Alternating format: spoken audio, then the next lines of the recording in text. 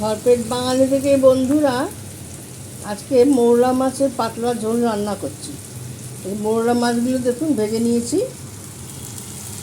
এবার আলু, কালো জিরা ফোড়ন দিয়ে, টমেটো দিয়ে এটা একটুখানি ভাজা ভাজা করি।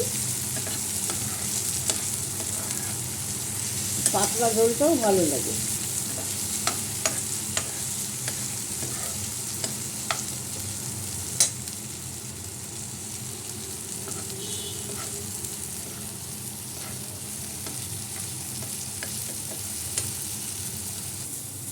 আলুটা ভাজা হয়ে গেছে,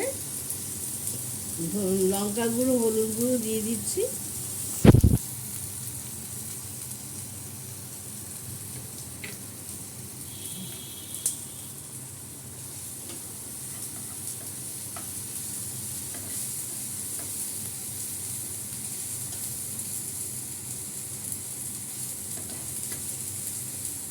এই যে আটা গোলা জলটা দিয়ে দিলাম।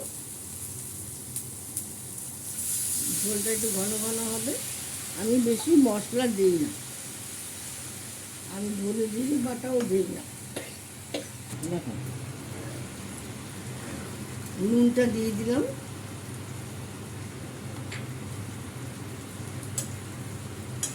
দেখুন কি সুন্দর হয়েছে ঝোলটা, রঙটা। এরকম করে পাতলা ঝোল রান্না করে খাবেন, মৌরলা মাছের খুব ভালো লাগে। চচ্চড়িও ভালো লাগে, পাতলা ঝোলও ভালো লাগে। এই আলু সিদ্ধ হয়ে গেছে, সরু সরু করে আলু কাটা তো, আলু সিদ্ধ হয়ে গেছে। এই যে মৌরলা মাছগুলো দিয়ে দিচ্ছি। এই যে মৌরলা মাছগুলো মাখা মাখা হয়ে গেছে। অল্প একটু জল দেব।